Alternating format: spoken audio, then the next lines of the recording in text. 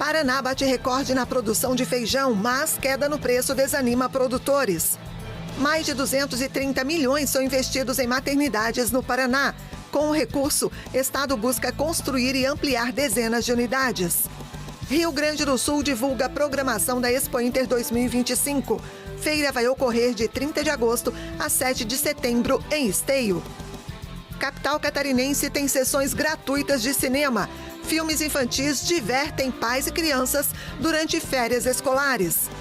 Ambientalistas repercutem PL da devastação. Lei que flexibiliza regras do licenciamento ambiental segue para promulgação. Humilhação suprema. Ex-presidente Jair Bolsonaro é alvo de ação do ministro Alexandre de Moraes. E você vai ver ainda. Condomínio do Idoso é inaugurado em Arapongas. Residencial conta com piscina, mobília, biblioteca e atendimento médico aos idosos paranaenses. Essas e outras notícias a partir de agora no Pix News.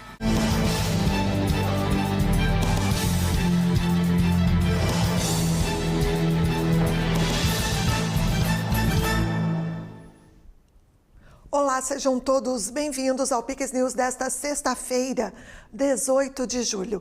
Agora, no horário de Brasília, 8h02, nós estamos ao vivo. O governo do Paraná, por meio da Secretaria de Saúde, está investindo 231 milhões de reais na construção e ampliação de 11 maternidades em diferentes regiões do estado. Os recursos serão distribuídos em duas modalidades, para investimentos diretos em novas estruturas hospitalares e convênios com municípios menores. Na primeira modalidade, as novas unidades ficam em São José dos Pinhais, Rio Branco do Sul, Guaratuba, Cianorte, Loanda, Apucarana, São Mateus do Sul, Santo Antônio do Sudoeste e Ubiratã. As obras contam com recursos estaduais e contrapartidas municipais, além de contemplarem projetos maiores de modernização do atendimento hospitalar. Com as novas estruturas, o governo paranaense pretende reforçar a política de regionalização da saúde estadual, com atendimento capilarizado. Além de encurtar as distâncias das consultas e dos procedimentos médicos, a estratégia também desafoga as unidades hospitalares das grandes cidades, melhorando o atendimento de saúde para toda a população. Segundo o secretário de Saúde, Beto Preto, a iniciativa promove atendimento digno às famílias e preserva vidas daqueles que mais precisam. São José dos Pinhais, Rio Branco do Sul, Guaratuba, Loanda, Apucarana e outras tantas cidades, o que elas têm em comum? Elas têm em comum que o governo do Paraná está construindo maternidades novas ou reformando e ampliando outras maternidades que já existiam. Tudo isso para fazer com que o nosso parto, o parto das mulheres do Paraná, possa acontecer da forma mais segura possível e, principalmente, se possível também, perto de casa. Esse é o Paraná. São mais de 230 milhões. O investimento está acontecendo e nós vamos em frente. A obra de maior envergadura é a construção do Hospital Geral e Maternidade de São José dos Pinhais, na região metropolitana de Curitiba. A obra, com 14% de execução concluída, vai substituir a estrutura construída na década de 1940. Além das novas unidades, o governo do estado também mantém convênios com os municípios para a construção de maternidades anexas a unidades de pronto atendimento, capilarizando os serviços nas cidades de pequeno porte, com projetos modernos e funcionais. Cada projeto tem investimento de 7 milhões de reais, com recursos da Secretaria da Saúde. Encerrou nesta semana a segunda safra de feijão no Paraná. Somados aos resultados da primeira etapa, o estado alcançou um novo recorde na produção do grão. Apesar da segunda safra ter registrado um volume inferior ao do ano passado, devido principalmente à redução na área de plantio, o bom desempenho na primeira etapa fez com que o Paraná mantivesse a participação de quase 1/4 da produção nacional. A colheita encerrada nesta semana somou mais de 525 mil toneladas. Ao acrescentar as 338 mil toneladas da primeira safra, o estado estabeleceu um novo recorde, chegando próximo a 865 mil toneladas. A gente está encerrando a colheita agora da segunda safra de feijão. É uma safra que vem boa, apesar de uma redução de área que a gente tinha identificado. E além dessa redução de área, a gente tem alguns probleminhas, como seca, que atrapalharam um pouco as produtividades. Também tem alguma dificuldade no final da colheita, com excesso de chuvas, mas mesmo assim é uma safra boa, colhendo 526 mil toneladas, a terceira melhor safra que a gente já teve nesse período no estado. Atualmente, a saca do feijão preto está cotada a cerca de R$ 121, valor 44% inferior a julho do ano passado, quando chegava a R$ 228,38. A queda nos preços pode desanimar os produtores e impactar a área plantada no próximo ano. Então a gente tem isso com uma situação assim, uma oferta muito abundante, que acaba sendo muito favorável para o consumidor de feijão, mas que cria uma certa dificuldade de preços para o produtor hoje e que está, num primeiro momento, levando a uma redução da área da próxima safra, que deve ser plantada agora a partir de agosto. A maior feira agropecuária a céu aberto da América Latina já tem data marcada para acontecer. O governo do Rio Grande do Sul divulgou a programação da Expo Inter. A feira acontecerá de 30 de agosto a 7 de setembro, no Parque Estadual de Exposições Assis Brasil em Esteio. E este ano tem como slogan: Nosso futuro tem raízes fortes. A 48ª Expo Inter foi oficialmente lançada nesta quinta-feira. O evento contou com a presença do governador Eduardo Leite, de secretários estaduais, representantes de entidades copromotoras e autoridades. Expectativa muito positiva para mais uma edição da Expo Inter. Nós tivemos ao longo desses últimos anos desafios enormes, né? Tivemos que fazer Expo Inter na pandemia, tivemos que fazer Expo Inter pós-enchente, com restrições, com dificuldades. E todas elas, né, mostraram a força, a persistência do povo gaúcho. E a nossa também em realizar essa grande feira. Nós temos muito boa expectativa, porque o acesso ao parque vai estar facilitado em função que as obras, né, no entorno, no acesso ao parque foram realizadas, Transurb funcionando, como não estava no ano passado. Então, temos uma boa expectativa de participação de público. Nós vamos ter uma segunda edição do Festival Sul do Sul, que é um festival que reúne músicos gaúchos e convidados de fora para mobilizar também para a participação ainda mais intensiva do público na Expo Inter. E temos uma boa expectativa aí também em movimentação de negócios.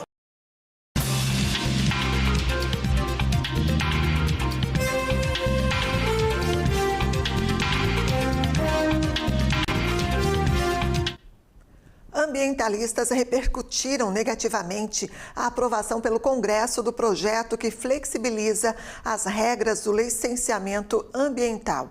O texto segue agora para a promulgação do presidente da República. O Congresso do Brasil aprovou na madrugada desta quinta-feira um projeto que flexibiliza as regras para a concessão de licenças ambientais, enquanto o país se prepara para receber, em novembro, a Conferência do Clima COP30. A rede de entidades ambientalistas Observatório do Clima considerou a aprovação na Câmara dos Deputados como o maior retrocesso ambiental legislativo desde a ditadura. Já o Greenpeace chamou o projeto de o PL da devastação e disse que o texto precisa ser vetado integralmente. As novas regras de proteção ambiental criam exceções e licenças para obras consideradas estratégicas e facilitam algumas autorizações por meio de uma simples declaração de compromisso, entre outras medidas. Criticado por ambientalistas, o texto recebeu o apoio de 267 deputados contra 116 que votaram contra as mudanças após a aprovação em maio no Senado. O texto segue agora para a promulgação do presidente Lula, que busca posicionar o Brasil como líder na luta global contra as mudanças climáticas. Mas, ao mesmo tempo, promove um megaprojeto de exploração de petróleo na margem equatorial, que aguarda a licença ambiental. O Ministério do Meio Ambiente classificou o projeto como um golpe mortal, enquanto o Ministério da Agricultura apoiou a tramitação. O presidente Lula se manifestou nacionalmente sobre a ameaça de Donald Trump impor tarifas de 50% ao Brasil. Durante pronunciamento em rede nacional de rádio e TV na noite desta quinta-feira, o presidente Lula classificou como chantagem inaceitável a ameaça feita pelo presidente americano Donald Trump de impor tarifas de 50% ao Brasil. E o que veio foi uma chantagem inaceitável em forma de ameaças às instituições brasileiras e com informações falsas sobre o comércio entre o Brasil e os Estados Unidos. Em 9 de julho, o presidente americano anunciou tarifas sobre as exportações brasileiras e a justificou por uma suposta caça às bruxas no Brasil contra o ex-presidente Jair Bolsonaro, julgado por uma suposta tentativa de golpe em 2022. No pronunciamento, Lula chamou alguns políticos brasileiros de traidores da pátria, que dão apoio à pressão de Trump sobre a economia brasileira. Minha indignação é ainda maior por saber que esse ataque ao Brasil tem apoio de alguns políticos brasileiros. São verdadeiros traidores da pátria. Apostam no quanto pior, melhor. Não se importam com a economia do país e os danos causados ao nosso povo. Também nesta quinta, Trump insistiu que o governo de Lula mude de rumo e deixe de atacar Bolsonaro, em uma carta ao ex-presidente brasileiro divulgada na plataforma Truth Social. Bolsonaro enfrenta um julgamento no Supremo Tribunal Federal por supostamente ter tentado impedir a posse de Lula. Se for considerado culpado, Bolsonaro pode pegar até 40 anos de prisão.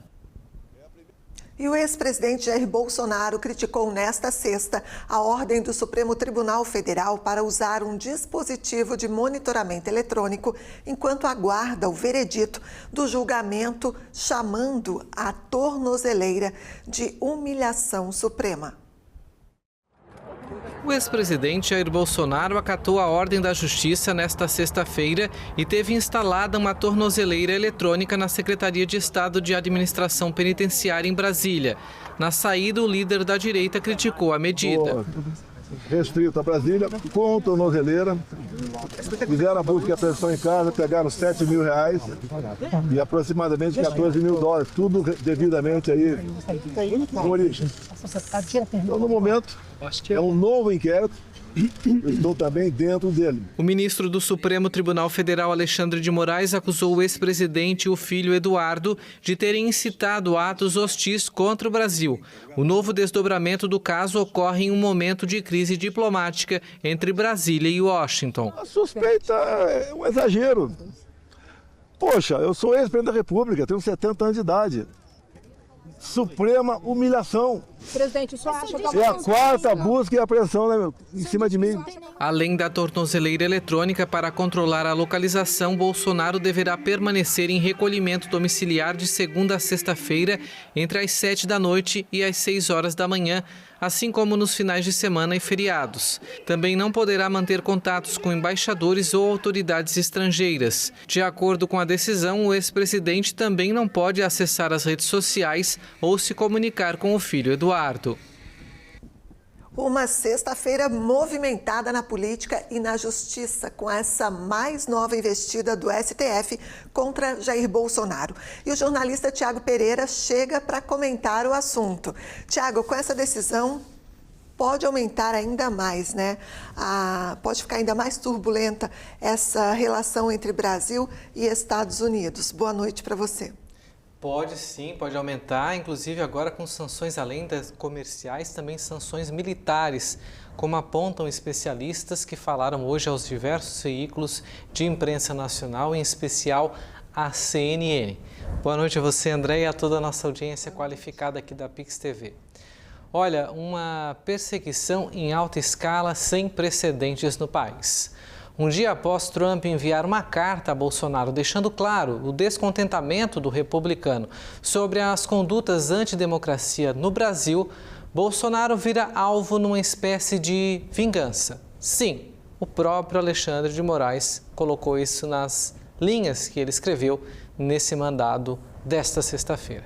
Nas entrelinhas, portanto, da carta daí de Trump, fica claro que ele cita o STF. Teria sido isso a motivação? Teve também o pedido de prisão feito pelo deputado gaúcho Paulo Pimenta, implorando ao Ministério Público Federal, e aqui cito a Procuradoria-Geral da União, medidas como essa. Ele cita, inclusive, o uso de tornozeleira eletrônica, como aconteceu. Bom, sendo uma ou outra a causa, pouco importa. Afinal, não é de hoje que o Supremo tem feito ações, no mínimo, estranhas, em especial quando possíveis alvos são políticos da direita. Falando nesses, num dia como hoje, o que se pergunta é: onde estão? O que irão fazer com essa nova investida de caça às bruxas a um ex-presidente? O Senado, a gente sabe, tem um poder, ele pode resolver independente ou não de pressão internacional. Portanto, não tem muita lógica que a família Bolsonaro possa pedir interferência internacional se a ação tem que ser feita aqui.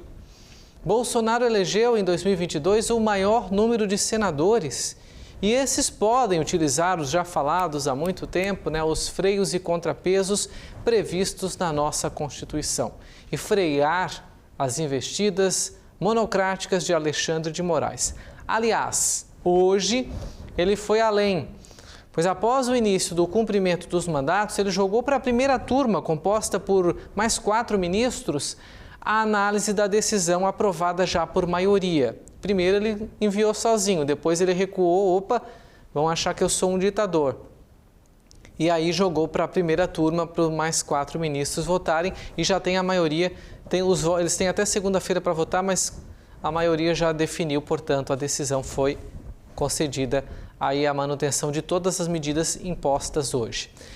E a decisão de Trump sobre as tarifas, que agora o que o STF faz é dobrar essa aposta, era algo inevitável. Frente, claro, às decisões do governo Lula, que tem se aliado cada vez mais com governos autoritários, que não têm relação com os Estados Unidos. Falas, deboches, inclusive de Janja, benefícios feitos a outros países em detrimento aos Estados Unidos. Por isso, o Trump pede uma investigação da Câmara de Comércio. Sobre a 25 de março, no relatório de fevereiro, parece que só viram agora, ou seja, não é desse momento, o que os Estados Unidos diz é que todos nós já sabemos. Lá, gente, é um berço de mercadorias piratas, falsificadas e com vistas grossas do governo. Pouca fiscalização, seja do governo ou da Prefeitura de São Paulo. A gente sabe, é o Paraguai brasileiro. Isso tudo à luz do dia. E aí as narrativas se fundem, elas se juntam numa tentativa de colocar a população contra o Trump e Bolsonaro, os políticos mais populares dos Estados Unidos e do Brasil. Agora nos resta aguardar o posicionamento da Casa Branca, que por enquanto se mantém em silêncio, que não deve ser nada bondoso ao Brasil, já que não há por parte do governo brasileiro qualquer sinal de que queira ter pelo menos um telefonema diplomático à maior democracia do mundo, que por ironia também é a maior economia do mundo. E para finalizar, Lula e o Itamaraty ignoram a fala do chefe da OTAN, o Mark Rutte, que prometeu taxar em 100% o Brasil caso continue financiando a Rússia, que invade ilegalmente diariamente o território ucraniano. Mauro Vieira, o ministro das Relações Exteriores, mentiu em entrevista à CNN ao citar dados de países europeus que continuam tendo relações com a Rússia, aumentando o caldo da possibilidade do cerco fechar e nós ficarmos cada vez mais isolados das democracias e aliados às ditaduras que Lula, PT e a esquerda tanto apoiam mundo afora. Por hoje é só. Com essa semana pesada, a gente finaliza desejando, se é possível, um excelente final de semana, esperando que as notícias ruins parem por aí. A gente, infelizmente, sabe que não vão parar, né? Tem cenas dos próximos capítulos, a gente fica acompanhando e trazendo aí os desdobramentos ao longo da nossa programação. Tiago, muito obrigada e bom fim de semana. Bom final de semana e antes, vamos ser otimistas. Tá bom. Até semana que vem. Até. Agora intervalo e você vai ver a seguir. 18 trabalhadores são resgatados em mina de ouro na Colômbia. E também capital catarinense tem sessões de cinema gratuito para crianças durante as férias escolares. E ainda, idosos do Paraná recebem condomínio com piscina e atendimento médico. Voltamos em instantes. Aqui no interior a estrada tem que ser boa. E se for com buraco, credo, a gente perde um tempão. Por isso a gente tá feliz com o novo programa do Estado em parceria com as prefeituras. O Estrada Boa Rural. O programa vai arrumar dezenas de estradas rurais em toda Santa Catarina. Agora meu pai vai levar a produção bem rápida na cidade. Vai sobrar mais tempo para tomar chimarrão e comer a minha cuca. Estrada Boa Rural. Governo de Santa Catarina. A reforma tributária vai impactar a sua alimentação e da sua família. 57 mil brasileiros morrem todos os anos devido ao consumo de ultraprocessados. E mesmo assim, esses produtos ainda podem receber incentivos fiscais. Você precisa agir agora. Exija mais impostos para os ultraprocessados e menos impostos para os alimentos saudáveis. Acesse já doceveneno.org.br e mostre o seu apoio. O que é Garopaba? É luz, é verão, é esporte, é música, é tainha, é tempero, é história, é encanto, é tradição, é cultura, é pra criança, é pra família. Garopaba é a Garopaba. Venha viver de perto. A saúde em Santa Catarina não para de avançar. Estamos recuperando os hospitais rapidamente. É verdade, ainda temos muito trabalho pela frente, mas estamos no caminho certo. São mais de 70 hospitais em obras e mais de 6 bilhões em investimentos no último ano, além de 900 mil cirurgias realizadas.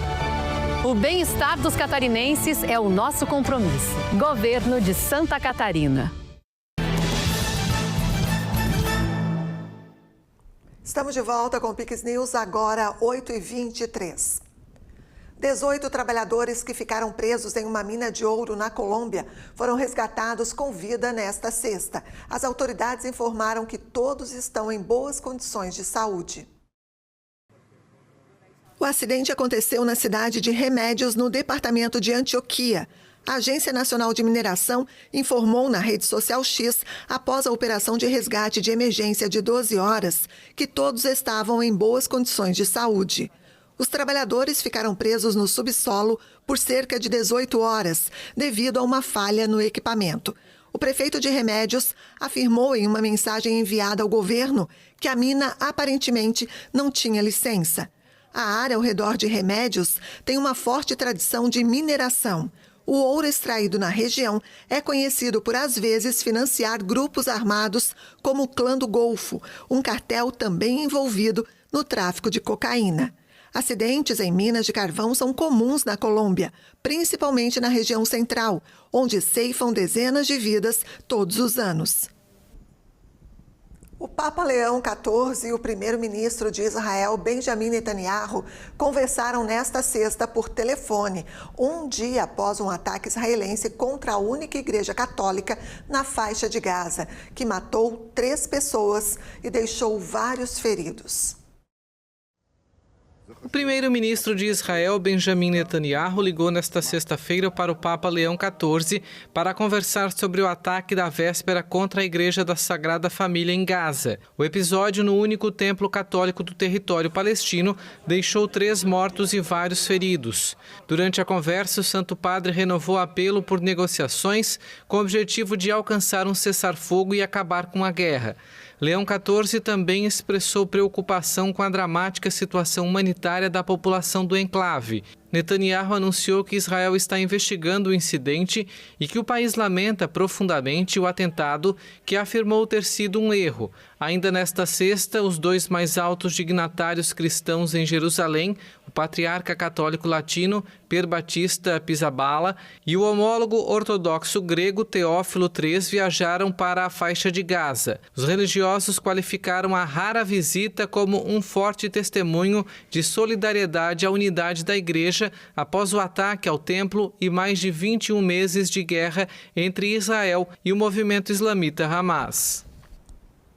E apesar dos bons resultados recentes, a economia da China vive um momento que requer atenção. Este foi o alerta emitido nesta sexta pelo Ministério do Comércio do gigante asiático. O ministro do Comércio chinês, Wang Wentao, sugeriu que o governo tome medidas para enfrentar desafios. O produto interno bruto chinês cresceu 5,2% no segundo trimestre. Mas vários analistas sustentam que medidas são necessárias para evitar uma desaceleração no segundo semestre.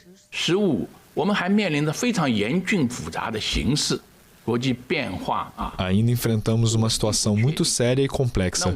As mudanças globais são instáveis e incertas. Algumas de nossas políticas forneceram novas respostas adequadas aos tempos e circunstâncias. Nossa caixa de ferramentas está cheia e estaremos totalmente preparados. As interrupções no comércio global causadas pelas tarifas americanas ameaçam as exportações da China, cruciais para o crescimento em meio à persistente fragilidade do consumo interno. Washington e Pequim, as duas maiores economias do mundo, impuseram tarifas exorbitantes uma à outra antes de concordarem com uma trégua temporária em maio, cujo resultado ainda é incerto. O ministro do Comércio, Wang Wentao, observou que os fortes laços econômicos entre os dois países tornam impossível a desconexão artificial e a interrupção das cadeias de suprimentos. No entanto, ele reconheceu que essas disputas afetaram e interromperam seriamente a cooperação comercial normal entre a China e os Estados Unidos. O governo Donald Trump anunciou nesta sexta que vai solicitar a publicação das transcrições do processo contra Jeffrey Epstein. A notícia foi divulgada depois que o presidente dos Estados Unidos ameaçou processar o The Wall Street Journal por informar que ele teria enviado uma carta ao criminoso sexual. A procuradora-geral Pam Bondi informou que o Departamento de Justiça vai solicitar ao tribunal que retire o sigilo e publique as transcrições do grande júri, no momento em que a relação entre Trump e Epstein está no foco da opinião pública. O Wall Street Journal publicou um artigo sobre uma carta com o desenho de uma mulher nua, supostamente enviada por Trump a Epstein em 2003. O governo Trump enfrenta críticas da base conservadora, que o acusa de ocultar detalhes escabrosos dos crimes de Epstein para proteger milionários e integrantes da elite. O artigo afirma que a carta Epstein com a assinatura de Trump era parte de uma coleção para o aniversário de 50 anos do falecido financista, encontrado morto na cela que ocupava em 2019, quando aguardava julgamento por acusações de tráfico sexual. Trump negou ter escrito essa carta ou feito o desenho. E em época de férias escolares, os pais precisam encontrar maneiras de entreter os pequenos. Pensando nessa questão, que o Sapiens Park, em Florianópolis, será palco de uma programação especial de férias voltada ao público infantil e familiar. Nos dias 19 e 20 de julho, o auditório do Passeio Sapiens recebe o Cine Anima King, uma ação social que oferece sessões de cinema gratuitas com produções nacionais. A iniciativa conjunta do Sapiens Park, do Passeio Sapiens Park e da produtora Anima King tem como objetivo aproximar a comunidade da cultura e do audiovisual brasileiro, além de proporcionar uma experiência divertida e acessível durante as férias escolares. Com conteúdos produzidos da produtora, o projeto traz para a telona animações brasileiras que encantam crianças e adultos. A programação começa no sábado, às 1h30 da tarde, com a exibição do filme Minhocas, primeiro filme de animação em stop motion do Brasil. Eu não tenho amigo nenhum. Eu queria que eles gostassem de mim. E até gostariam se eu fosse bom no Minhocobol. Acho que estamos na superfície. É muito alto. Para quem perdeu a sessão de sábado, no domingo, poderá assistir novamente a animação, às 11h30 da manhã. Mais tarde, às 1h30, o público assistirá a episódios da série Passado da Hora, História de Santa Catarina, que aborda de forma lúdica e educativa momentos importantes do estado.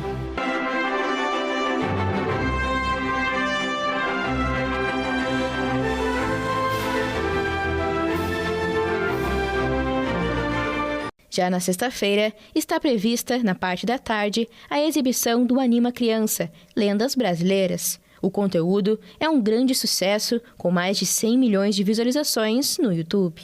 Todas as sessões acontecem no auditório do Passeio Sapiens, localizado no Sapiens Park, em Canasvieiras, no norte de Florianópolis. Nesse sábado e domingo, dias 19 e 20, nós estaremos com sessões de cinema gratuito no Sapiens Park, no Passeio Sapiens, no nosso auditório. Nós, então, vamos veicular filmes educativos e infantis. Faz parte da programação de férias do Passeio Sapiens. Venham curtir. Para mais informações, entre nas nossas redes sociais, Sapiens Park, pode ser pelo nosso Instagram, ou então pelo próprio Instagram da Anima King Studio, que é quem produz os filmes que vão ser veiculados, filmes infantis e educativos. Vocês conseguem garantir o ingresso gratuito através do simpla.com.br. Até lá, pessoal!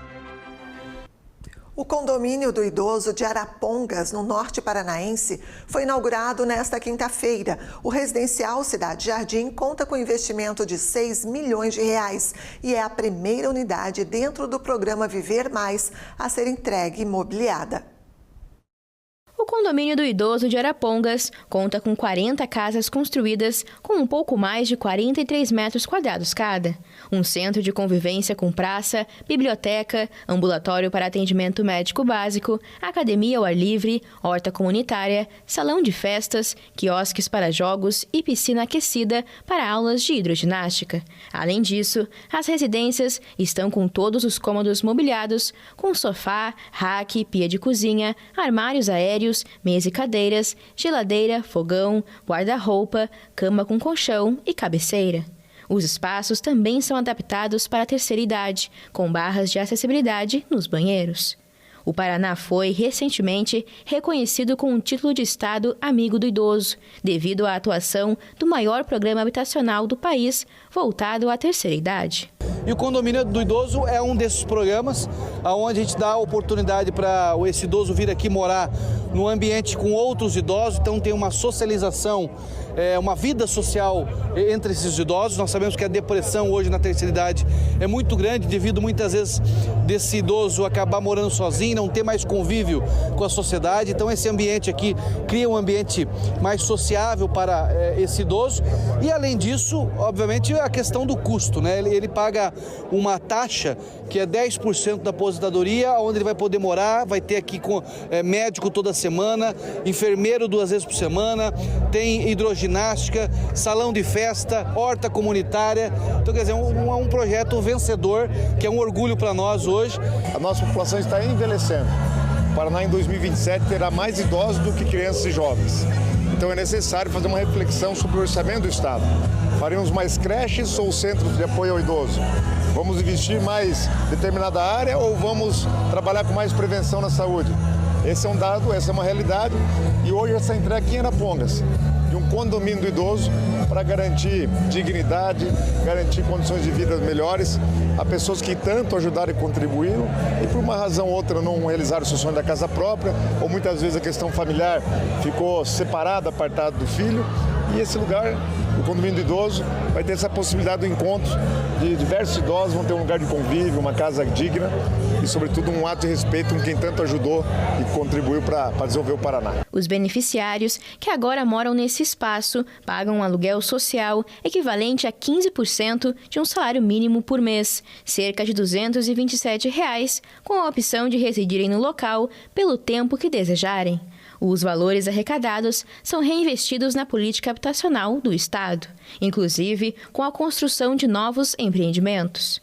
Podem participar do programa pessoas sozinhas ou casais com idade superior a 60 anos, que não possuem imóvel em seu nome e com renda mensal de até 6 salários mínimos.